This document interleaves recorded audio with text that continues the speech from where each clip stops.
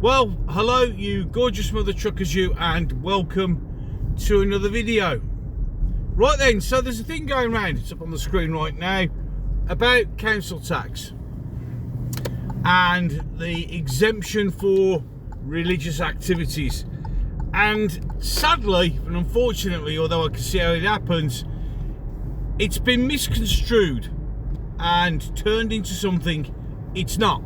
You see, obviously, straight away, everybody's going, oh, well, it's so the Muslims can not pay their council tax. Look, that isn't the reason what it is, and that's not what it means.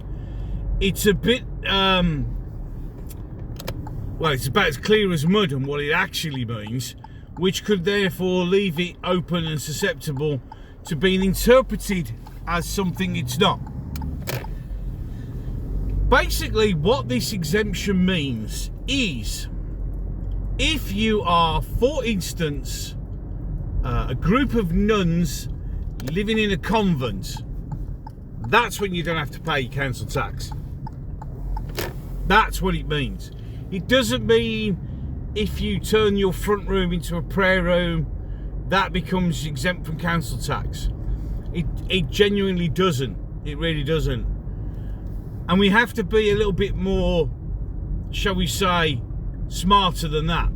It's easy to fall into these little traps where it's information that, to be honest, has not been very well or clearly, shall we say, communicated, and using it to push a message across that isn't really helpful.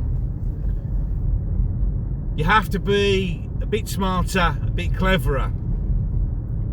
You have to pick and choose your battles, and there is plenty of other things that, if you wish to get onto Islam, there's plenty more easier and more truthful targets than the council tax bill.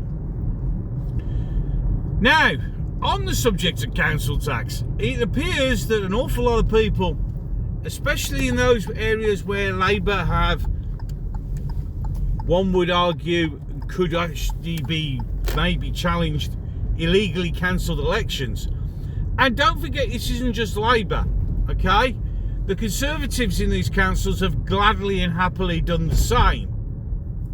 So don't just sit there, even though we all hate the Labour government, because we really genuinely do, but you can't just sit there and blame them when in reality it's also the Conservative Party that have actually said they want to cancel them. So it appears that in these areas, people are now saying they're not going to pay their council tax. Now, it would be wrong for me, because it would be deemed as potentially insightful or inciting. It's not even a word, I just made another word up, whatever. I could be encouraging people to break the law, so to speak, even though the legality of a council tax bill is dodgy at best. But wouldn't it be amazing that if we really wanted to get the message over to our local government, and therefore to the main government, that we're not happy, if everybody else just decided to do the same? I'm not telling you what to do, and it's not me saying that we should. I'm just saying, wouldn't it be interesting, hypothetically, very hypothetically, if we all suddenly decided not to pay our council tax?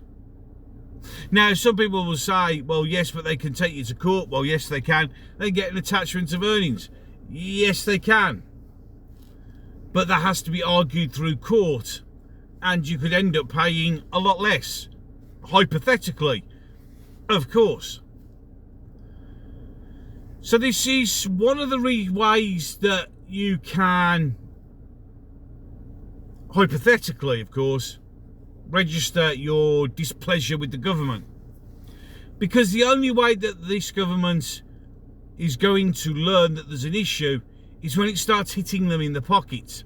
Remembering that even though you are paying your council tax, you will probably find that a lot of the services that you're paying for have been cut or really seriously scaled right down. So then you have to ask yourself the question, how are you getting value for money? And remember, in reality, it's a bill for services. So if they're not providing the services, should you be paying the bill? But this is me just spitballing in a hypothetical world. But maybe, just maybe, it would be a solution to a problem. A way of indicating, hypothetically, that we're not happy. Just saying. So, as we bring this one to a close, the religious exemption of council tax is not purely just for Muslims. Please be a bit smarter, do a bit of research. I know it's not very clear, but we have to be very careful where you pick and choose what to have a go about and to blame. And you can't be disingenuous. There are, as I've said, there are 1,000 other ways of nailing Islam. Let's not do this one. So it's wrong. It's not that. It is, as I said at the beginning of the video, it's if you live in a convent. Okay? So, yeah. But as for the rest of the council tax, well, hypothetically, it would be useful to indicate how upset we are. Any case, 2 videos popping up on the screen right now. One will be the last one that I uploaded, and the other one with the last, the one that the mighty YouTube, with its ultimate, amazing, super duper algorithm, ass slicking again, no doubt, will have picked just for you. It's called Best Reviewer. It's been selected for you. So why deny the algorithm? If you're one of the many people who watch these videos and aren't subscribed, why not? Hit the subscribe button. All it does is it helps the channel. The channel needs to grow. The more it grows, the more the message gets out. People say, why do I do this? And I will discuss that in another video very shortly. If you hit that and you do that, thank you so much. I will be eternally grateful. I am literally blown away every time we get 1 extra subscriber. Even now, it just blows my mind that people want to listen to what I have to say. If you've done that, you can also hit the like button. You could share if you want to, and you can enjoy in the big comment section down below, as long as you want to actually act like an adult, not a spoiled little child who can do nothing but send stupid insults. Any case, enough of that. I'm done. So, until the next one.